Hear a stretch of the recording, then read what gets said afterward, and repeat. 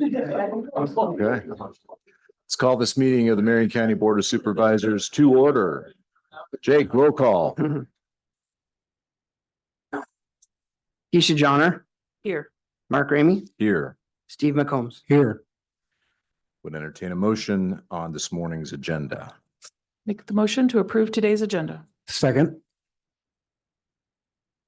McCombs. Aye. Ramey. Aye. Johnner. Aye. Communications, Jake. None from me. None to my Board. office. Nope, Steve? none for me. All right, none for me.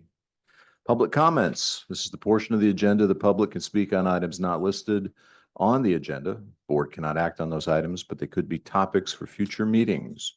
So are there any public comments on items not listed this morning? Renee, anything online? And nothing in the room? We will move on. Consent agenda. Is there a motion? Make the motion to approve today's consent agenda. Second. Ramey. Aye. Johnner. Aye. McCombs. Aye. All right, very good. On to business. First item, we have a proclamation. Keisha, I'm going to stand up. that's fine.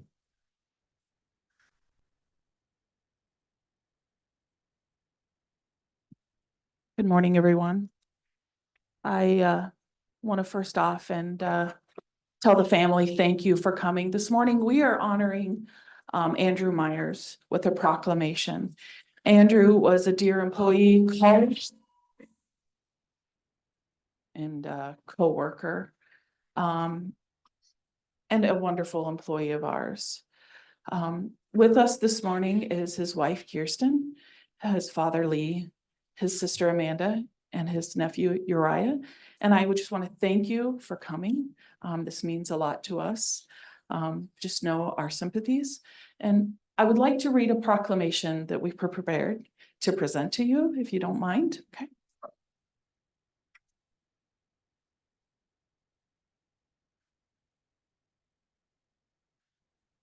Proclamation this morning, and I'm going to have to.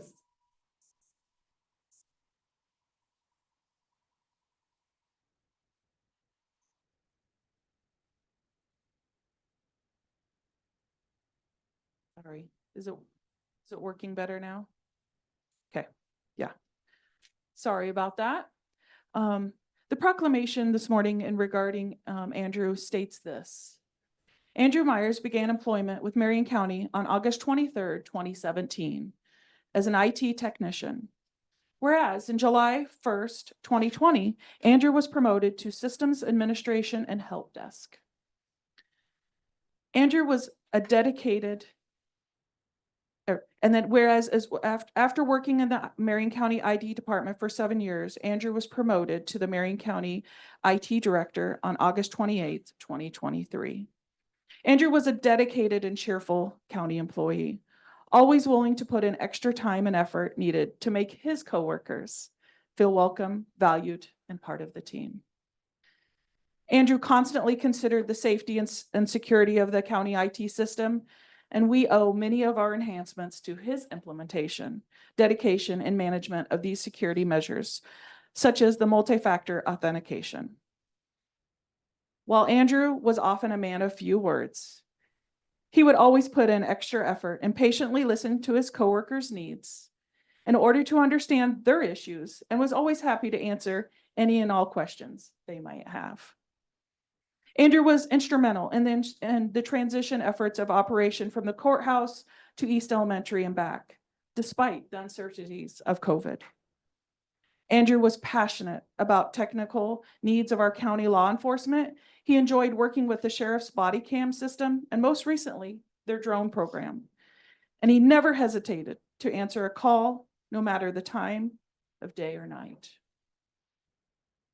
Now, therefore, on behalf of the board, myself, Keisha Johnner, Steve McCombs, and Mark Ramey, supervisors of Marion County, on behalf of the employees and the citizens of Marion County, recognize Andrew Myers for his service.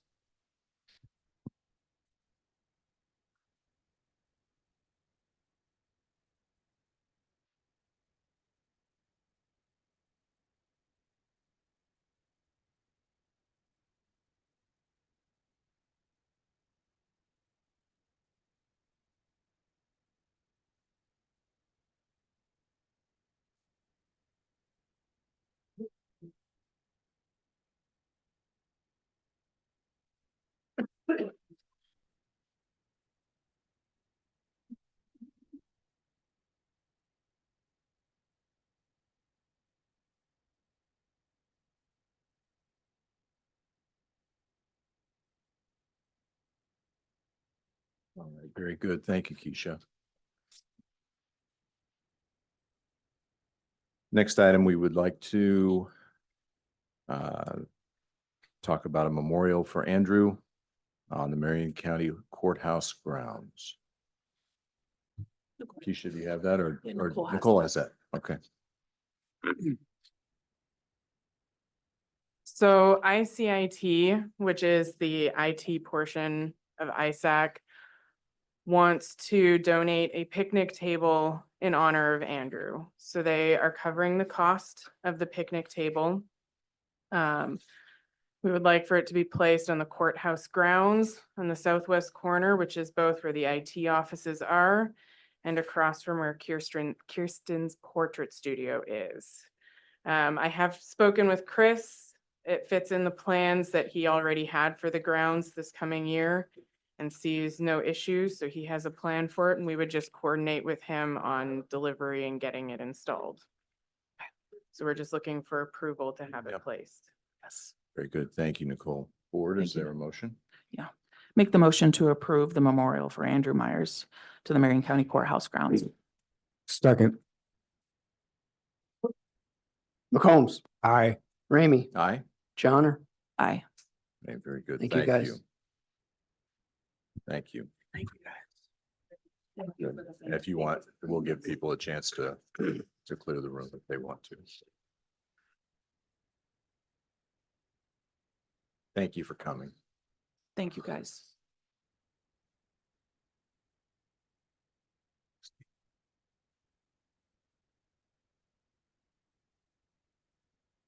All right, very good. Thank you.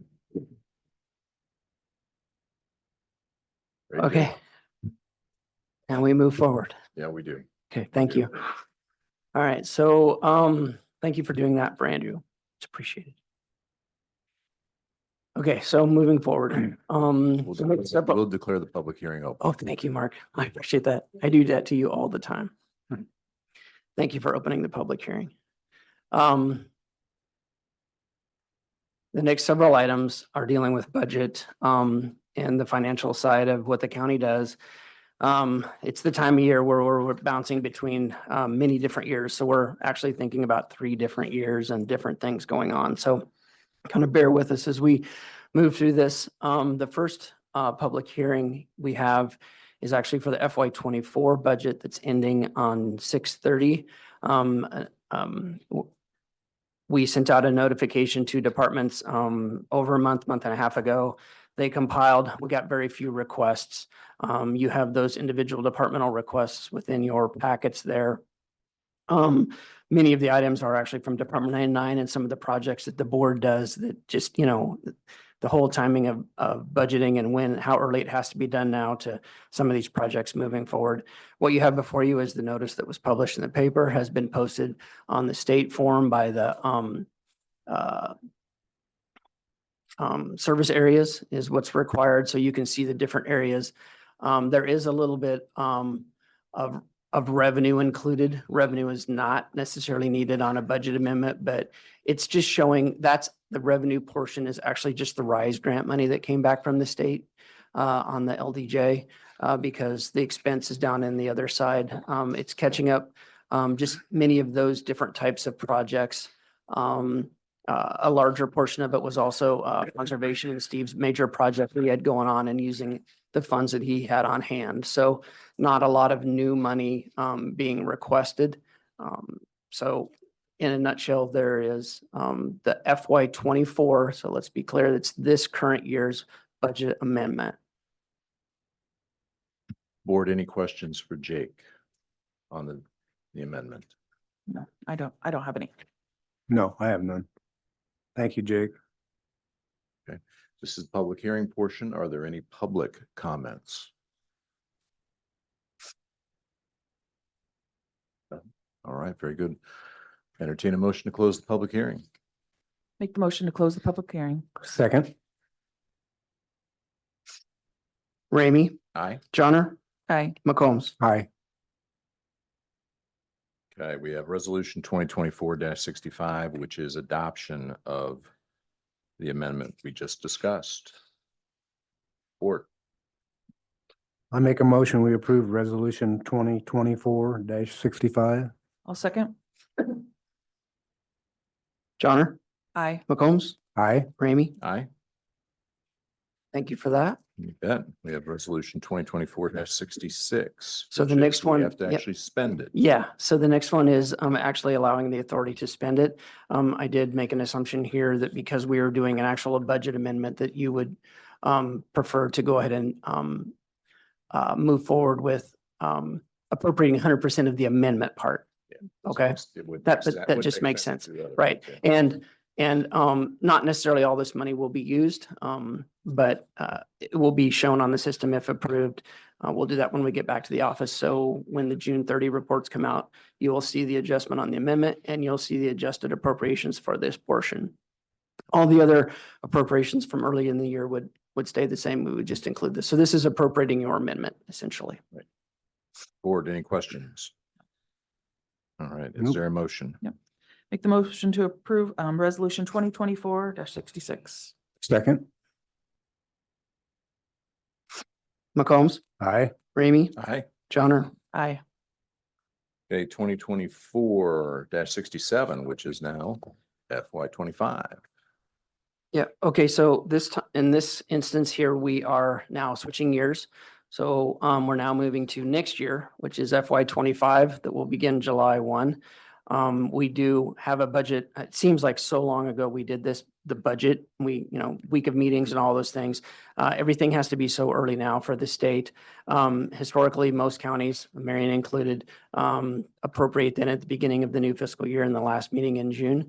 So essentially what you have before you here is the expenses on the left-hand side is the approved budget expenses. The non-departmental does not include the transfers. You don't need to appropriate transfers. So like the secondary road transfer and the transfer to the capital projects is not included in that. Otherwise, it's essentially all projected expenses. And then this is only also budgetary amounts. So like a non-budgetary amount doesn't need to be, a non-budgetary fund or something like that doesn't need to be appropriated. So it's up to you guys. I can adjust on the back end how you want to do it. It's up to you if you want to do 100%, if you want to break out percentages, it's up to you how you want to do it. Board? Well, I feel that we did discuss, some of this during the budget session. It is a budget, and I guess I would like to say, to all the department heads that with it being a budget doesn't mean that you have to spend it all. And I know that in the past, you guys have been very fiscally responsible, and I appreciate that. So I'm fine with 100%.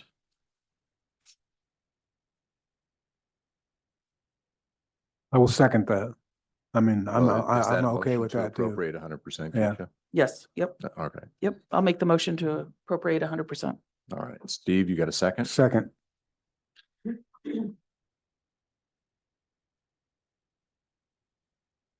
Ramey, Aye. Johnner, Aye. McCombs. Aye. Thank you, guys. Thanks, Jake. All right, audit. All right, now we're switching years again. Now we're going to go backwards to FY23. We have just received our FY23 audit. We did ask for an extension for that audit. Our outside auditors had a lot going on and they had a couple of very tough audits that slowed them down.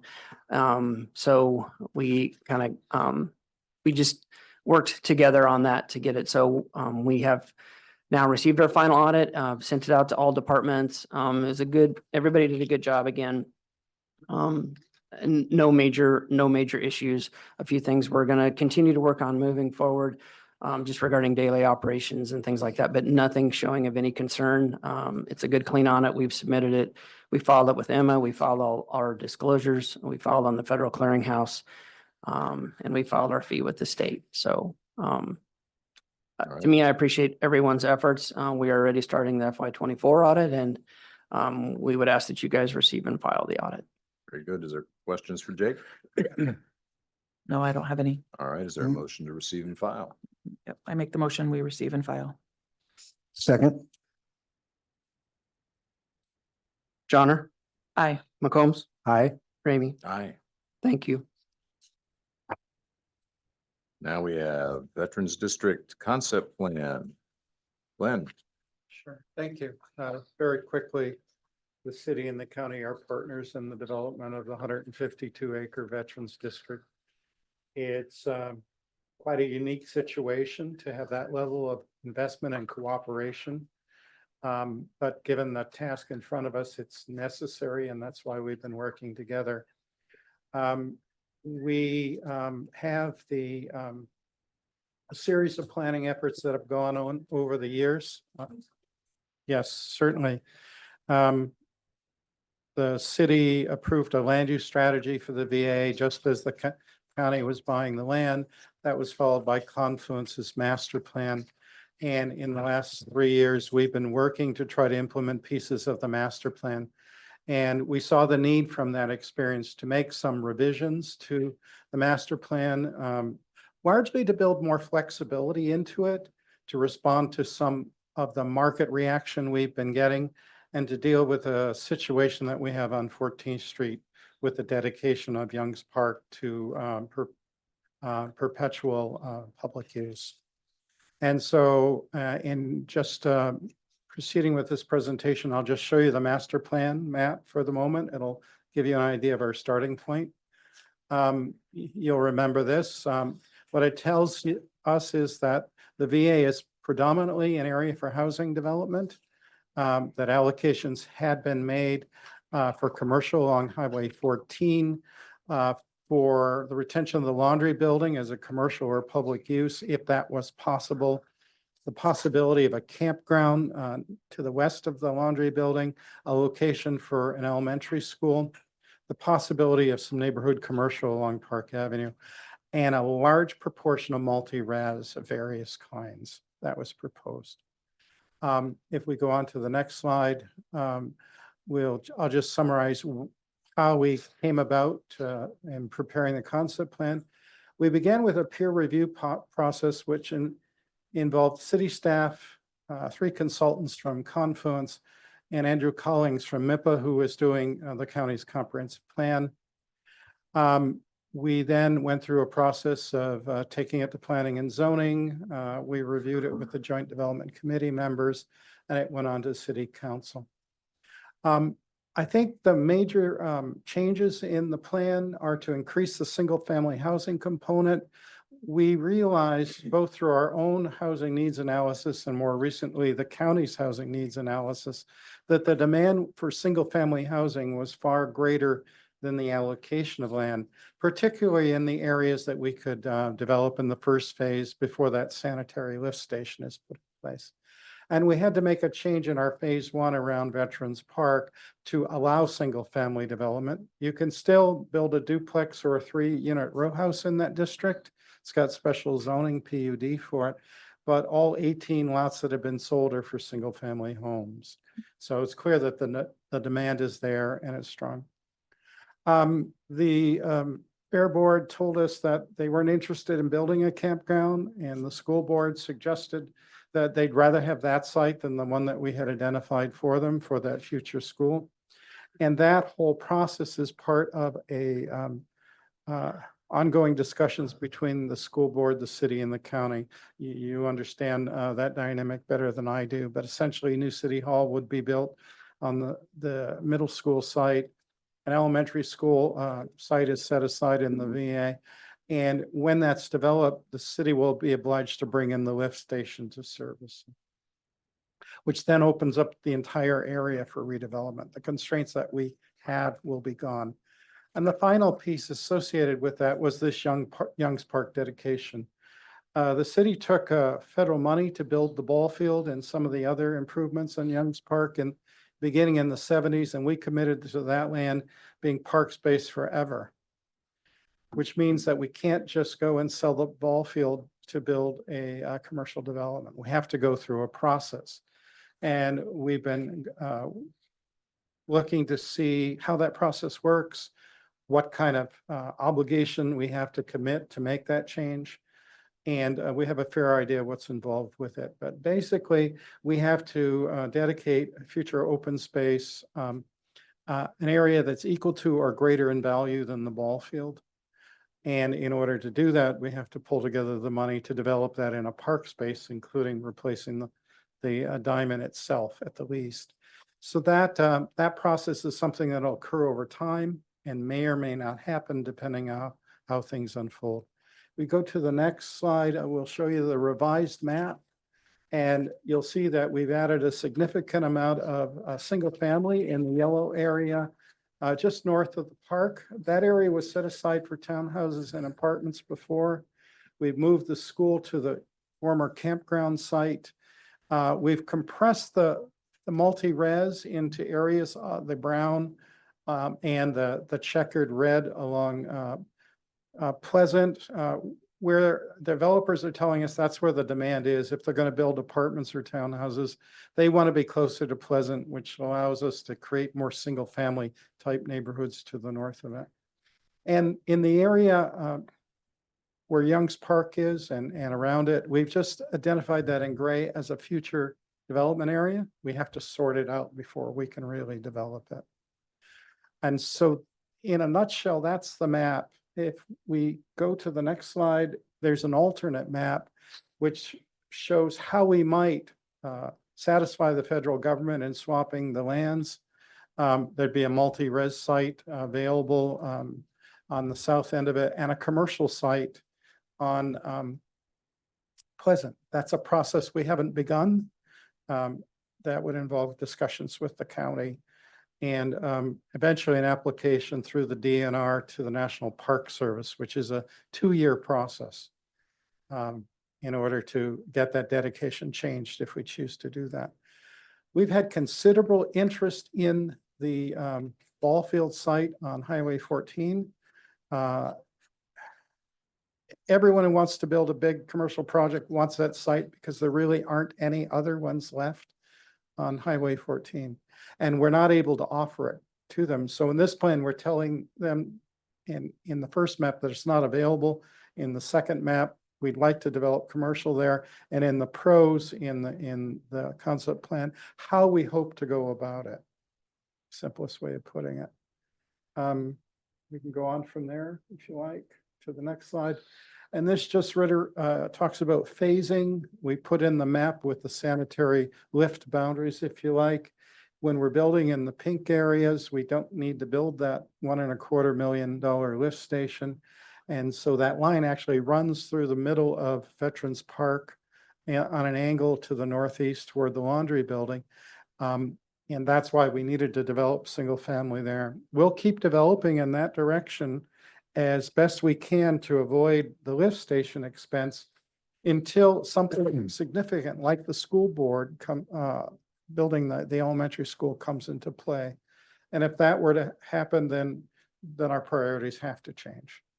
That investment is valuable, and when we're obliged to do it, it opens up a great deal more land. But I don't know about you, but I like to defer big expenditures until later when their time has come. That's the essence of what's in the plan. The previous master plan was neither approved by the county who commissioned it or the city, but we used it as our working plan. The concept plan is designed with more flexibility in it, but it's and a logic in prose that helps to explain where we're headed if we have to make changes. But it's essentially just a variation on the master plan theme. Very good. Board, questions for Glenn? Glenn, could you go back a few slides to the picture, the new concept where that one right there. Oh, no. So, okay, so if the commercial would then with Young's, like the swap there, obviously, I mean, how many square acres is that, are you looking at? Sure. Well, the half of the green in that map is the existing Young's Park, the soccer pitch and the skateboard area. The commercial area that we've identified that Aldi's was interested in, they've declined to proceed though, is 3.25 acres. And the area that does in green that doesn't include Young's Park is about 5.5. The commercial land on 14 is more valuable. Because it can be commercial and it's on 14. But as I say, we've had some preliminary discussions, so we've let each of you know the situation, but we haven't done anything formally yet. The only thing that we are proceeding with is the subdivision of the ball field site so that it's a separate parcel. So that if we are moving forward with something, that's a process we don't have to do on the quick. All right. Don't have any more questions at this time. Steve? So Glenn, if the laundry facility can't be marketed, would that, we still gonna, that will remain a commercial area or? Well, Have any thoughts been given to that? yeah, and that's the kind of flexibility that we're trying to build in. So in our goals, we have a statement that basically says that our principles, that we call them, that this plan is supposed to be flexible, particularly going forward into the future. In the text for the laundry building, we've said if a suitable use cannot be found and the building is to be demolished, housing is the logical alternative. We don't specify what kind. We've made a similar statement with the school board land. If the school board decides not to build an elementary school there and they want to dispose of the land at some point in the future, housing would be the logical source there too. But it's too early to get into Right, those details since we'd love to revitalize the laundry building and bring it back to productive use, and we'd love to see the elementary school. Okay. Yep. Right, Yeah. thank you. And the laundry building is coming along. They are getting the equipment out and hopefully within the next week, the equipment will be all out and then they will continue working on the water tower. So, Right, when we have something to show, I think we'll get more interest in it. This is a discussion action item. Is there a motion to approve the changes or to approve the alternate land use plan as presented? actually, I would like to put this on as another agenda item for the following meeting. I would just like to make sure that, making sure the public sees it and then we can move on. That's what I would prefer to do. That's fine with us. We're public bodies. We go through a public process. So There, is there a motion to close? was there any, discussion? anything else we should be saying about the school site? If we may, that was the second Sure. piece.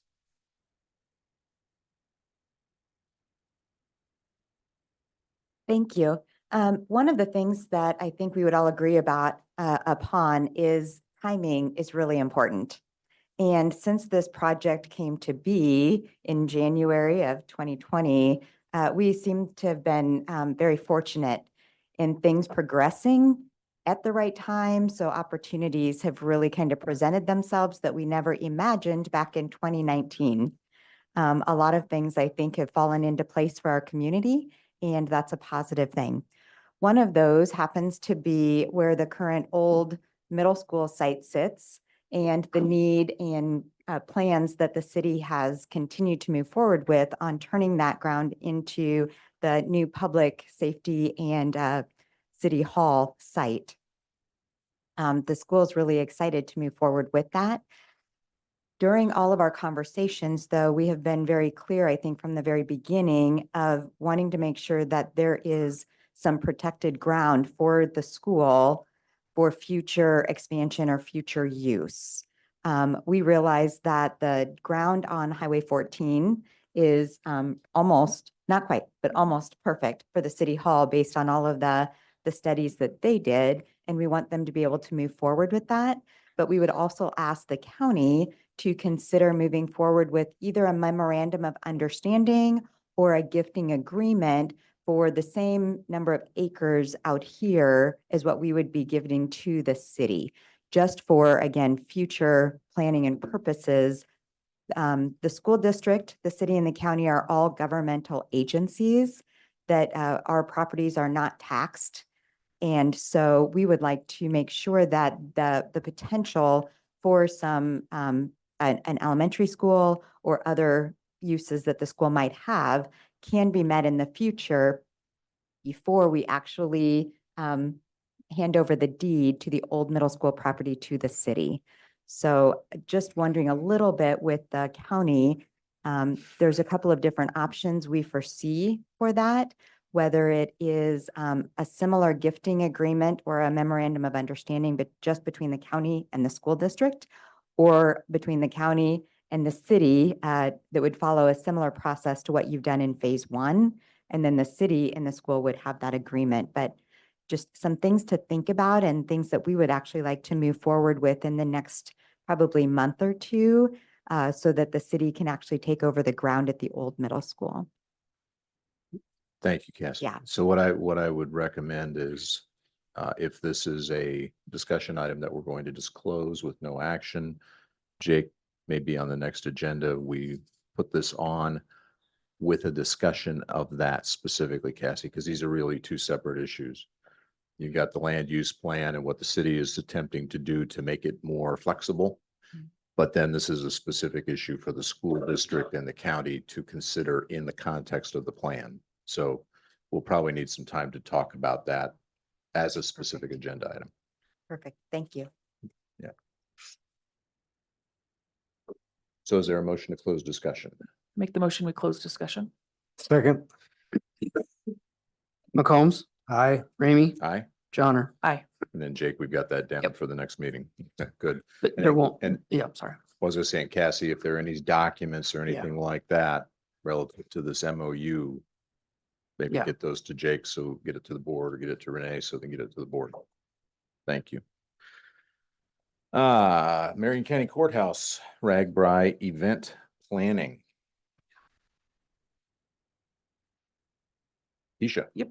I asked to bring this back on the agenda a little bit and discuss, the city is here with us and this morning, and I'd like them to go over a little bit about what we can expect on the 24th. And I know that we had previously, our current schedule was on 7/24, we would be closing at noon and then opening back up on 7/25 at noon.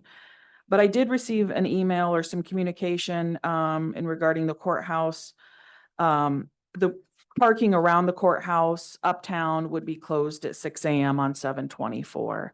So I wanted to, talk about it as a board, but also hear from the city a little bit about, the scope of what we can expect and what our, the employees and the citizens of Marion County, so.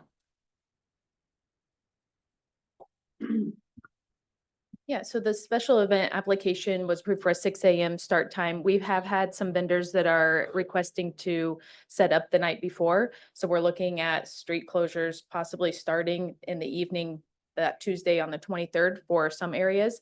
But the majority of them will be coming in that early morning. The stage setup will also be starting about 7 AM that morning on the corner of Second and Robinson.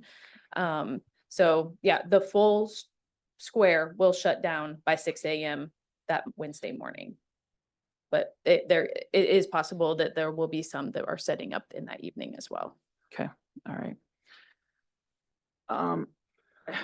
Board, I just wonder if it wouldn't be better to amend what we currently had stated and just take the whole day off on 7/24. And then open back up at normal time on 7/25. Now, I guess the question I would have is, where are those bikers currently coming through? Do we have any idea? Which road are they coming in, still on Robinson, or is there gonna be any change there? Coming in, Or like when they're leaving to go down to, Attica Road and oh, yes, 505? they're going through on Robinson, yes. They are going through on Robinson. And Okay. it sounds like they start heading out fairly early in the Okay. morning. They're estimating probably by 9 or 10, the majority of them, the larger crowds will be out of Knoxville. Do you guys typically, during those early morning hours when they're traveling, do you put any is there anybody up there? Is there any roadblocks or is anything? You just kind of watch it and people are supposed to just watch for them? Yeah, they kind of like to just get going. It sounds like, so there won't be any vendors or anything like that set up. They're not hanging around. Sounds like they're just heading straight out of town. And it's an open road, it's an open course. Yep. Won't start rack ride. So they can- okay. So it's just open, road. They Okay, do their thing. okay. Will all right. everything on the square be back open that evening? There won't be any other closures, will there?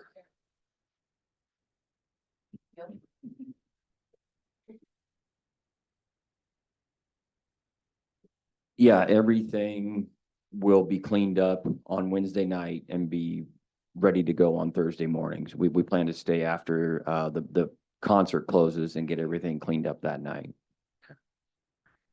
And I just want to say too that I appreciate you guys bringing this back up. We appreciate you guys helping us and closing down. I please don't feel like you have to do that. If it's something you guys choose to do, we appreciate that. It may make it easier for everyone, but we can 100% work around it. If not, we have dedicated our parking spot next to City Hall under the solar panels. We will keep that open for courthouse employees. So that will be a reserved spot for them, and they'll have that there until noon that day. If they want to park in that spot, they will have a dedicated spot where they can park off the square and not have to worry about getting stuck in traffic, and we'll have a way out for them to the south there. So again, I just want to emphasize it's something we're 100% okay with working around, and we appreciate what you're doing. If you want to do more, that's great, but please don't feel like you have to. So the citizens, if they were to want to come to the courthouse, then where would they be parking at? They'd have to, I mean, you see what I'm saying, where I'm asking? Yeah, and I don't expect, I mean, Is it like a early on block? like that in the morning before noon, you're not gonna see huge crowds. You know, we don't, you'll see a lot of the vendors will be setting up. There'll be a lot of prep work going on. But before noon, there won't be a ton of foot traffic. You know, a lot of the bikers will not be getting in until 4 or 5 o'clock that night.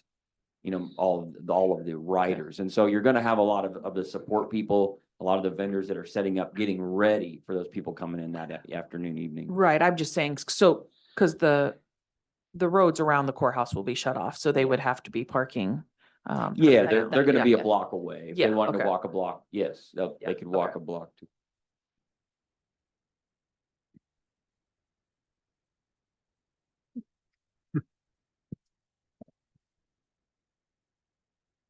I just thought I would comment from the courthouse activities perspective that we don't have any court set on the 25th, that Wednesday. We've left that open in anticipation of this. There are some things on the docket in the morning of the 27th. It's kind of our court service day.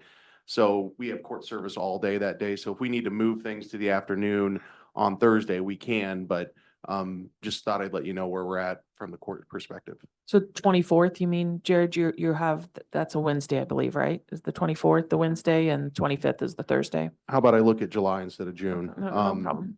Yes, exactly. The 24th is completely open. That's normally our juvenile court service day, and we've not scheduled anything. We do have some felony pretrials on the morning of the 25th, but depending on where the board lands on this, we could easily move those to the afternoon.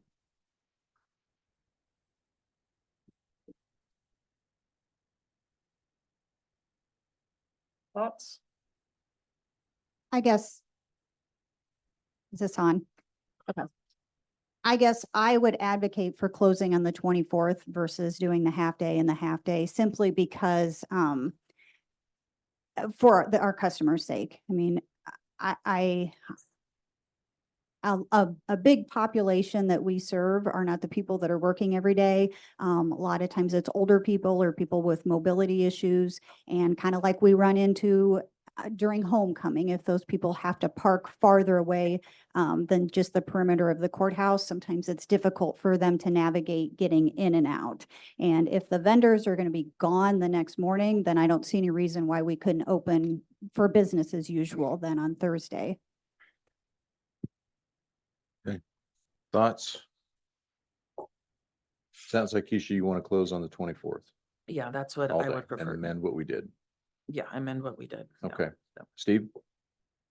So we originally were half a day the 24th and half a day the 25th, correct? Correct. Okay. Yeah. But it seems, I'm getting a consensus, it might be better to close all day the 24th. I believe so. Okay. I'm okay with that. All right. Is there a motion? I make motion that we amend, or how do you want me to do this, Jake? Amend what we currently, The current schedule was on 7/24 at noon and opening back up on closing on 7/24 at noon and opening back up on 7/25 at noon. I'd like to amend that to closure on 7/24 and opening back up at normal business hours on 7/25.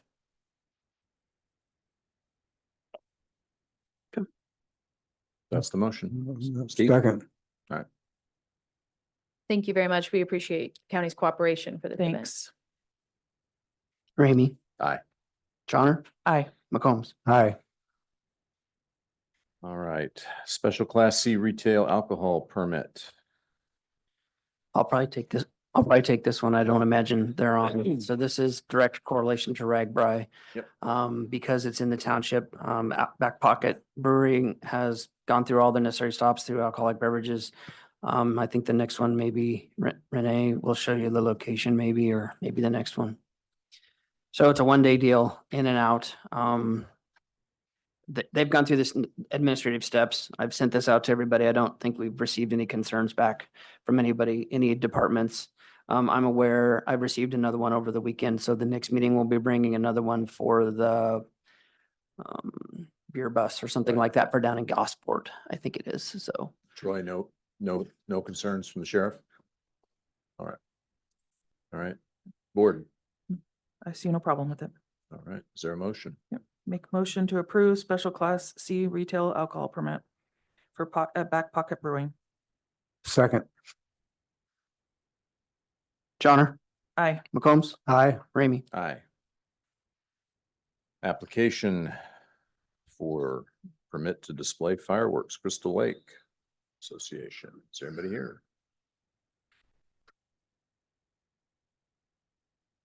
Good, welcome this morning. Thank you. I think you have in front of you the, all of our paperwork that I believe is complete there for our application. So just asking for your final approval on that. Okay. Board, any questions?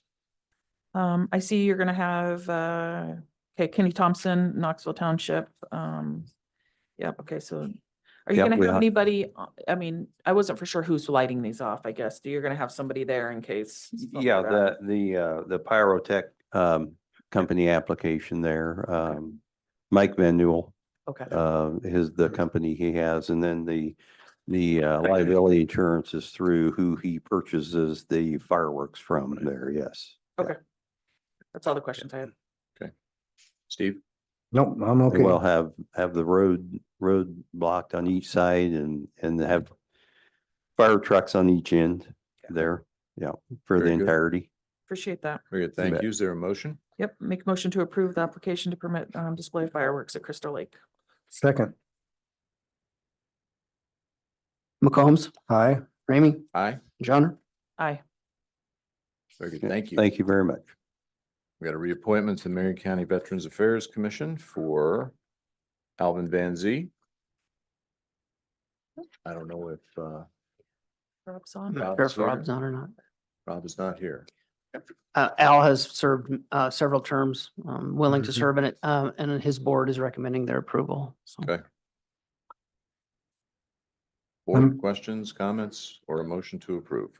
I make a motion to approve the reappointment of Alvin Van Zee to the Marion County Veterans Affairs Commission. I'll second. Ramey. Aye. Johnner. Aye. McCombs. Aye.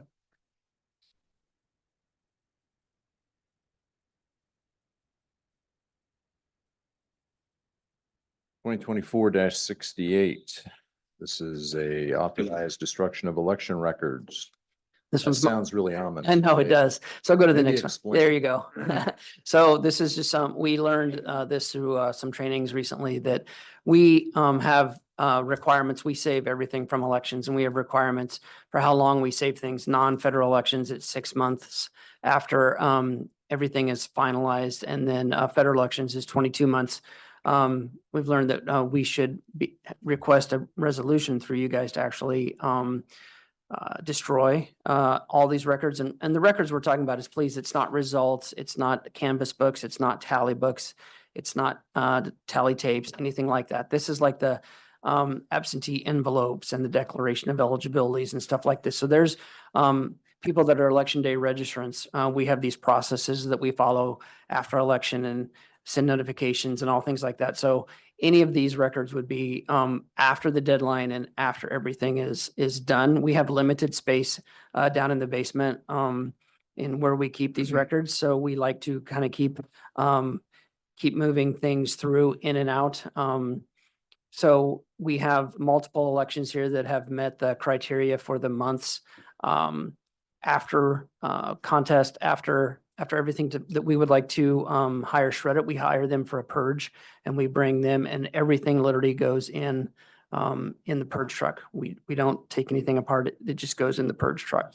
So primary election from 22, the special election from the Pella Lost, PCM school, and the November 23 city school have met the criteria for us to be able to destroy. We will be moving the latest round downstairs, and then upcoming election in July, we'll go down and move forward for the fall as well. So this is just official authority to let us destroy these.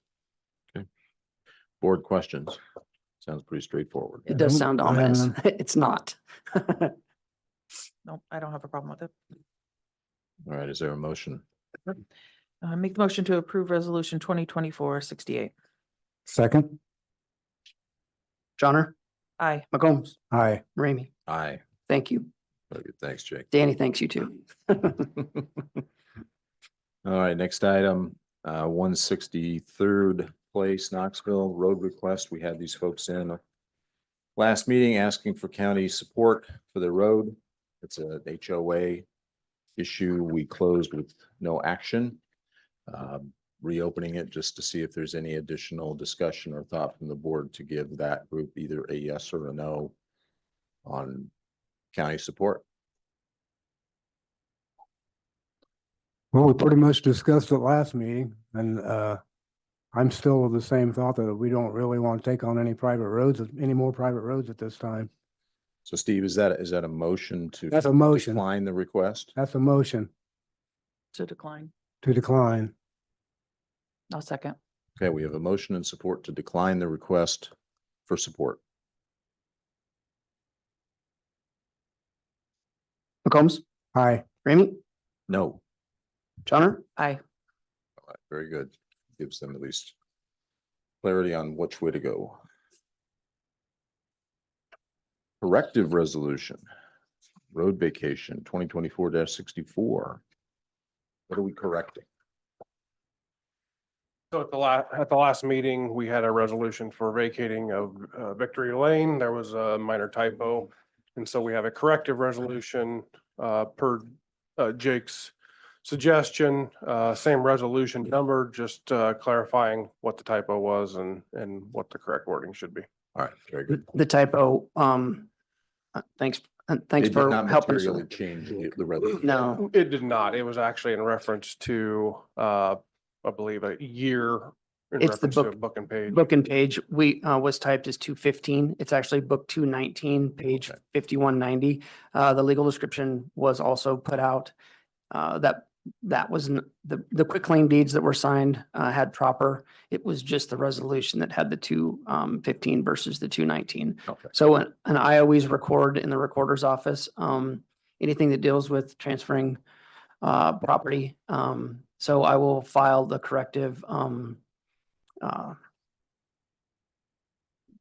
document with the recorder's office for this. So it shows through, because the abstractors always like these two. So then we have the resolution and the quitclaim deed for the right of way.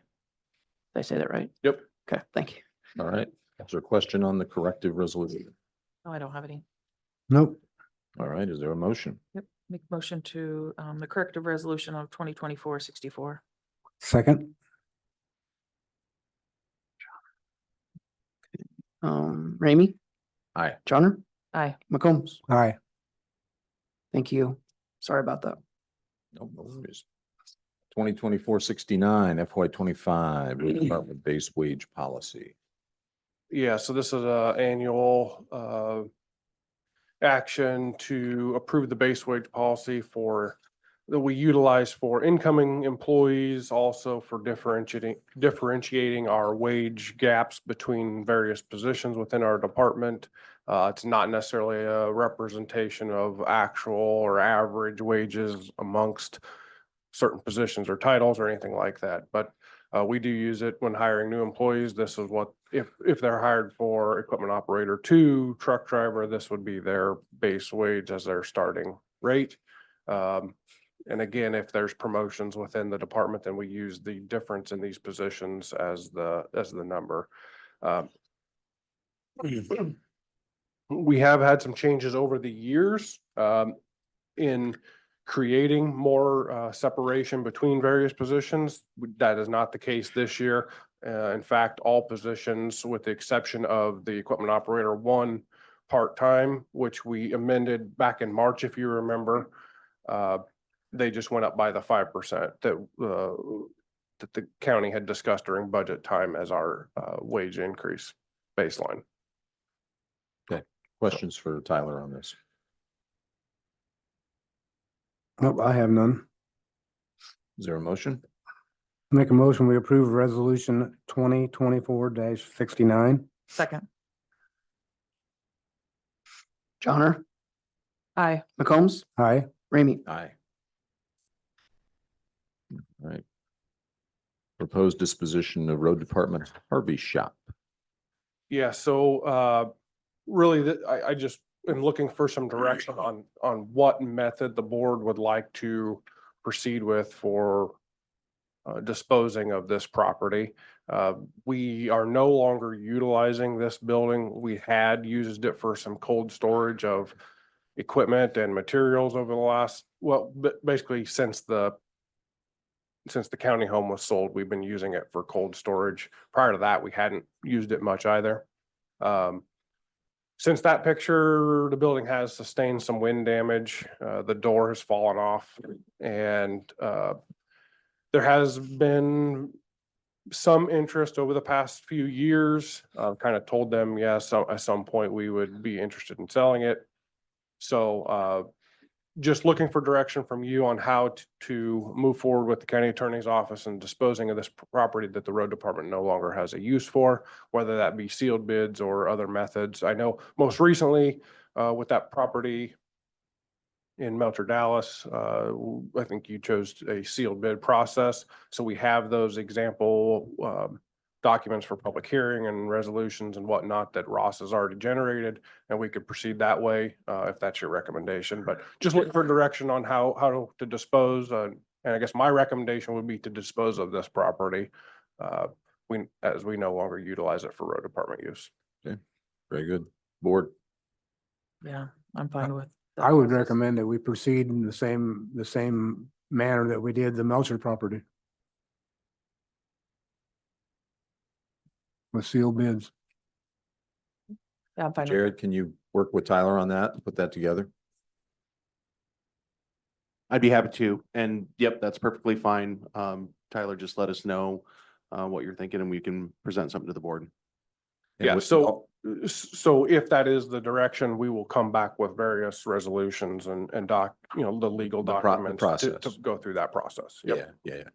So we're authorizing, the motion would be to authorize Tyler to work with county attorney to initiate the sale of the Harvey shop.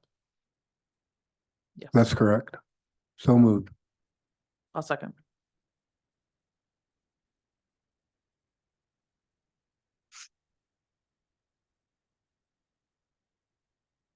Ramey, Aye. Johnner, Aye. McCombs. Aye. Next, the covered bridge, Hammond Covered Bridge. Yeah, so south of Attica on 170th place, we have a intact single span covered portion of a bridge.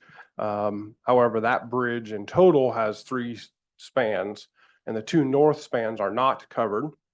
And they sustained damage in a flood event earlier this year, where the pier between those 2 spans sustained major damage to 3 of the 4 piles. It also knocked the 2 spans out of alignment. We have since closed it to pedestrian traffic, immediately closed it to pedestrian traffic, which is what it was open to prior. So at this time, what I'm proposing is to remove the two north spans. Now, that doesn't mean that they wouldn't come back in some capacity in the future, but right now, my proposal to prevent further damage to the covered bridge portion, which is what is on the historic registry, would be to remove the two north spans for the time being. That's going to be significant cost to do that. It'll require a contractor to come in with a crane. We've also noticed some significant scour around the north caisson pier of the covered bridge portion, which we would have that contractor repair as well at that time. So that will be a significant cost in and of itself. But in order to preserve the covered bridge portion, we feel it's best to proceed fairly quickly here in removing the two north spans to prevent further damage. What that means for the future, if funding was to allow, and if it was of the direction of the board or conservation, or if there was ever any other funding to become available to replace the north span, it could be replaced somewhat in kind. There also could be options to do a single span and not put a pier back. The pier is problematic because it's directly in the channel of the creek and it catches brush, and that's why it sustained damage. And it has in the past, and it's because it's been a maintenance issue for a long, long time, this pier that's dead center in the channel. So there are some things that I just wanted to make you aware of with that. Adjacent to this covered bridge, you can kind of see in that photo, there is a low water crossing. So that crossing is currently utilized in most of the time, 95% of the time or better, for the adjacent homeowner that's also shown for access to the north. At times, they were using the covered bridge for access to the north. The mail would not deliver anytime there was any amount of water over the crossing. So their mail was delivered sometimes to the south at their driveway, sometimes to the north of the creek, depending on how much water was on the crossing. That doesn't mean the homeowner wasn't crossing the crossing, but the mail delivery was not coming across the crossing. So they would have delayed mail potentially, because they would not be able to walk across the bridge any longer to access their mail with the removal of the north spans. There are also potential utilities that would come into play here. We do believe there's a phone cable across the bridge, so we would have to work with whoever that is. We haven't actually got that far into it yet. Some other things that the homeowners expressed concerns about would be access to the bridge. So being a historic structure and of interest to folks, they're typically accessing and parking on the north and then walking across to view the covered bridge portion. However, if the north spans didn't exist, that wouldn't be the case, and we may have to modify the driveway and or some parking to the south for folks so they weren't blocking the driveway to the homeowner, which has been the case in the past. They've expressed concerns that if we don't have access from the north for pedestrians, then they would request some change there to prevent folks from parking or blocking their driveway. So in addition to remove at this time, regardless what your thoughts are, we're going to remove the north spans immediately, as soon as the contractor's available to prevent any further damage. And that would have to happen even to repair them in kind. We would have to have them removed. So at that time, we would also look at doing some type of barricaded fencing on the north end of the covered bridge portion. So, to prevent people from falling off of the north end of the bridge. Historically, so this bridge in 2002 utilized about $250,000 grant for rehabilitation of the covered bridge portion. There was painting, flooring, decking, roofing that was done. The only part of that, the north spans, utilized was a handrail on the north spans to provide that pedestrian access. So the north spans are not actually what is historic about this bridge. It's the south span, the covered span only. And unlike a lot of our federal grants and federal funds today, there was not a minimum maintenance requirement. So a lot of our grants today say you'll maintain these facilities for 20 years or 30 years or something to that effect. There was not that federal requirement in that funding agreement like we typically would see today. So my suggestion, so like I said, we will be removing the 2 north spans once contractors are available to do that work. That'll be utilizing our local budget. And again, that's just to protect ourselves and the covered bridge, from any further damage. As part of that, we will do some barricading and some fencing at the north end of the covered portion, and we will look and work with the homeowner on potential short-term options for parking and access from the south to the covered bridge portion. My suggestion for the future would be to take any funds that we would utilize to replace, whether in kind or with some type of single span option, the north spans, and invest those in the actual covered bridge portion if we were to invest any more money into this. Because the covered bridge portion really hasn't been maintained since we had that grant, other than we go replace a few boards every once in a while. Now, I'm not suggesting we take road department funds at this time to do that, other than a few holes in the deck. But I think if we are looking to spend any money here as a county, it would be better suited on what is actually the reason for keeping this bridge here at all, which would be the covered portion and its historic relevance. So let's put our money there. Now, not saying we have the money for that as a road department. Are there other ways to fund that? Potentially. We have not looked into those. The board or county may have other thoughts on how to do that.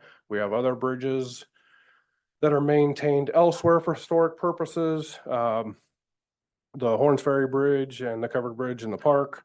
So there are other options potentially. So again, just a discussion item. Maybe you have other thoughts about how we should look at and move forward with this. But again, right now, we're just looking to protect what we know is historic, save ourselves any major costs or problems in the near future. But we still have options. By removing now, we'll save the north abutment, and we'll still have the pier that the north spans connect to now at the north end of the covered portion. So we will still have options to replace in kind or with something else in the future if that was to happen and funding was available from some other source. Okay. So any questions? That's a lot of beating around the bush, I guess. Board, questions for Tyler? So Tyler, if you were to section off and just, keep the covered portion at this point, I guess safety would be one thing that I would want to make sure that like nobody could climb over that, because Yeah. obviously there's water. And we have there's- that on Horns Ferry Bridge, which actually County Conservation maintains the Horns Ferry Bridge. So we have that there, a bridge, partial bridge with a terminal point for pedestrians. And we also have that on the Dollar Bridge now. The very south span of approach span of the Dollar Bridge is no longer accessible by pedestrians. So we have done that for pedestrian safety in the past and have methods to do so. Anything else? I'm just throwing this out here, I'm just thinking out loud. Is there a process to declassify that as a historical structure, or is that a really time? Yeah, actually there is. Hmm. Yeah, I mean, if you look at, I don't know what all the details of that are. Right. But yes, if you look at the website, that this falls in, this classification of historic structure, then yes, there are, and there's no obligations to maintain actually. Whether we receive federal funding or not. Right. I mean, the VA campus would be kind of an example of that. Yeah. All right. Anything else? Tyler, what do you need? So right now, I guess if there were any, opinions or direction you wanted to give me, great. But right now I'll proceed as we had planned. I think, the imminent threat here is future damage to the historic part of the bridge. So we will do that. If you had any ideas or directions you wanted me to look at for the future, or maybe we have future discussion. Just wanted, because it is a kind of a rarity on our road system, that's why I wanted to bring it to your attention, tell you what the current situation is. I don't know all the options that we may or may not have right now, but for now, we'll keep the historic part, maybe do some temporary parking and get rid of the north spans to prevent any damage, and we could revisit it at any point. Well, it sounds like not hearing anything Okay. here. It sounds like go forward with your plan and come back with updates. Sounds good. I'm fine with that. Yep. All right. Motion to close discussion on this. Make motion to close discussion. Second. Johnner, Aye. McCombs, Aye. Ramey, All right. Thank you, Tyler. Hello, Chris. Hi, board. Or even I Courthouse know. closure for power. Hiding, Right? We didn't see you. I was listening. Oh, okay. All right. What do we got? Well, as you're all aware, we have an upgrade for our power distribution, i.e. a new panel, 1,000 amp panel in its entirety that we talked about last year. We literally just got the final components in the first part of this month. So it took about a year from Square D to get everything, but we officially have everything and now we're scheduling. So we're looking at a shutdown 14th, 15th, and 16th, which is a Wednesday through Friday of August. And then 17th and 18th, which would be Saturday, Sunday, as kind of just make sure we can get everything nipped and tucked, ready for business again on Monday. So that's kind of where we're at, but we have everything in place right now, ready to go. Okay, so do you need anything from us right now as far as official action? We need official action to close the courthouse. Okay. So I that's- can lock in the contractors. Little apprehensive to lock them in if for some reason we weren't going to close those days. And these days are set. These days are set. Okay. Yep. Courts, Keisha, did you have something? What happens if it rains? If it rains, we should be fine. Okay. I mean, we're working in the mud. It's not that big of a deal. Nothing that we're going to be doing outside would be, I mean, most of all the work's going to be inside. Okay. We'll have the new panel gets, the new meter gets set outside and the CT cabinet. So those, due to new codes and changes since the 50s, when that was brought up, all that stuff was inside the building. It all has to get moved outside the building now, but it'll be sitting by that transformer on the west side. And we can put a tent up if we need to. Lisa? And we're talking the month of August. Yes, Correct? we are talking the month of Okay. August. All right, if there's no other questions or comments, Jake? I was so gonna you say, got we something? appreciate Chris has been around, asking departments, for problem times, problem areas. At this point, we don't have any election issues. We, just appreciate Chris, communicating those dates. I think it's good with, Michaela as well, right, Michaela? So, and the heads up notice for scheduling and all those things. So, appreciate that. And, these dates look like about as good as we're gonna get. So repeat So- those dates again, Chris. August 14th, 15th, and 16th, which is a Wednesday, Thursday, and Friday. The building will still not be open, most likely Saturday or Sunday for department heads that wanted to come in and do something on the weekend. But we're hoping for sure by Saturday we'd be done. Sunday's kind of our contingency day to nip and tuck things. All right, very good. And can we talk just the rest of the county operations, or like our server room is in the courthouse. And so I believe that there's a lot of plans, a lot of coordination with IT for backup servers and things like that. So the networks will still be running. So other departments, sheriff's office and stuff can continue. It's just the courthouse won't have power. Is that? The Just- courthouse will not have power. We will have generators, portable generators running all the switch gear and servers that will maintain for that course of time. Because we'll have to have power to those. The way I understand it, working with IT is that's not something we can really just shut those off. So Right. Okay. And will the fire alarm, I was just thinking about this from past experiences. Will that be on the backup generator, or do we need to notify ICAP that we will not have that for we will those not 5 have, days? so we will actually You do a and notification Help, for that. help remind Yep. me of that. So we'll do that. Anything else for Chris? We did have a conversation with the proposal for the backup generator. Yeah. If you guys are open to hear that. Okay. We talked about that last year as well. With board direction, I went and talked to Carla and tried to find grants for that. As you're well aware, we do not have a backup generator at the courthouse for the building. We have a backup generator in the basement that handles IT, but not the whole of the building. So I've contacted multiple places for grants, including Mid-American, and there is nothing for an existing building. We're in a great position. If we were building a new courthouse, I could get a grant for a generator, but being that this is a existing building, we do not have the option to do it. So wanted to inform the board of that again, and then find out, is it something that the board wants to entertain?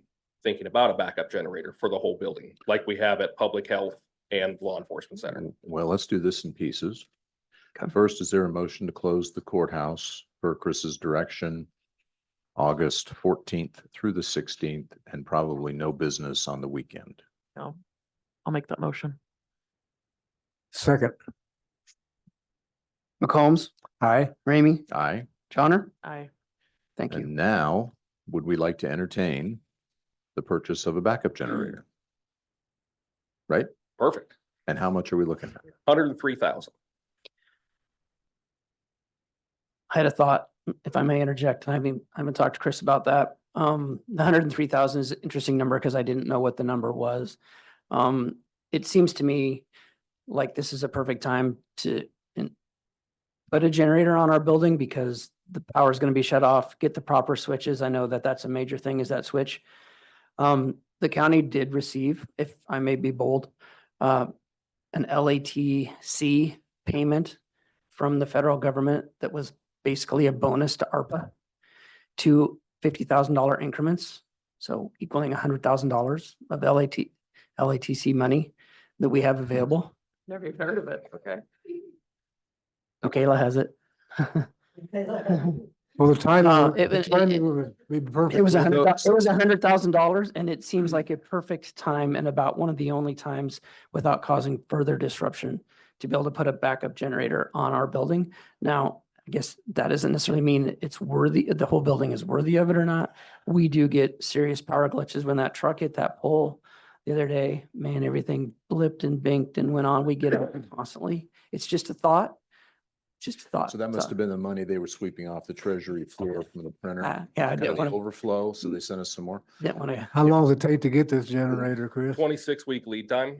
How much? We would not have any disruption putting it in later on. We would do all the groundwork ahead of time, so all the conduit into the building, everything would be set up when we replace everything.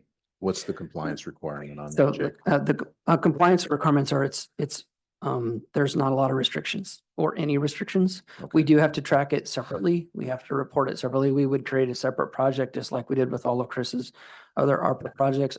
If that's something that you guys want to proceed, I feel like we would want to bring a resolution before you to use Sure. of those funds. But there are no that I'm aware of, there are no Sounds like restrictions we on got the use. helicopter cash we need to do this, so. Did you, I mean, bids wise, or did you go out and look, I'm just thinking of pricing. Yeah, so I went out to 3 different distributors. So one of them was 3E, which Okay. is who we utilize right now. I carry a service contract with them for all of our existing generators. Okay, They were actually higher than Gritters. okay, And then I checked with another electrical firm in Des Moines and they were 100,000 higher than Gritters okay. for the exact same generator. So I think part of it is the reason we got the pricing we did is they're already going to be in. We're going to have the entire panel out, a brand new panel going in. So you save some money on labor because stuff's already happening. Right.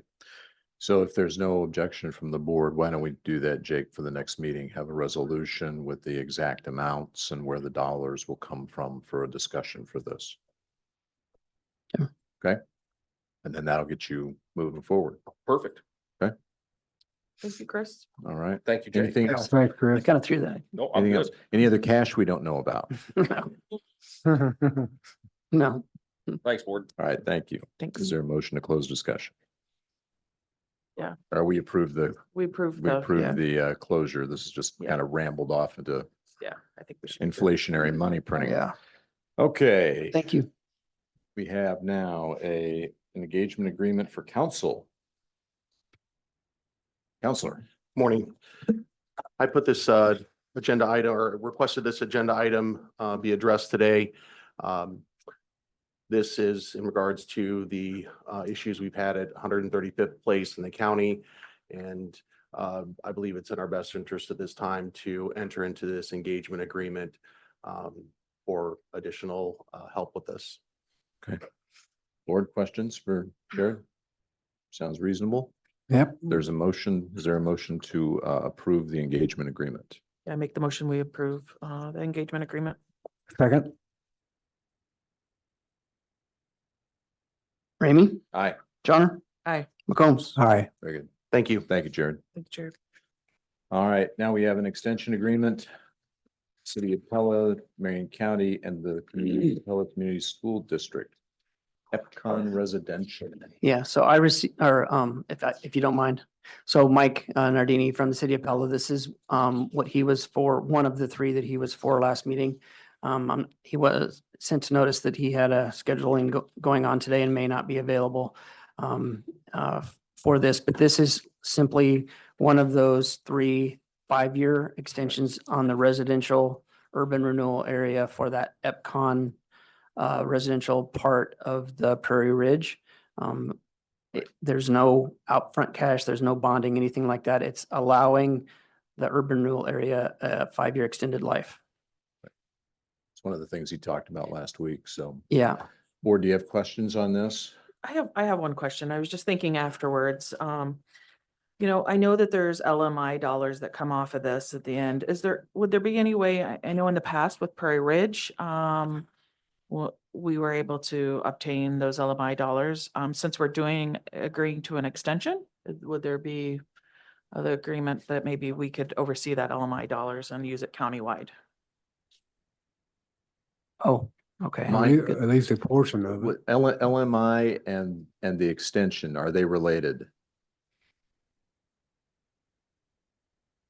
Jake, would you like me to answer that question? Yeah, that'd be great, Mike. Thank you. Yeah, we'd have to check with the legal counsel on the supervisor's request to have access to the LMI funds or oversee the LMI funds. Because currently since the TIF district is inside the city of Pella, it would default to the city council for jurisdiction over the LMI. And that'd have to be an item. If the board would like me to follow up on that, I can check with our legal counsel on that question to see if there could be a further agreement with access. The county, if I understood correctly, would like to oversee the distribution of the LMI funds with the intention, I'm assuming, to be able to distribute those on a countywide basis.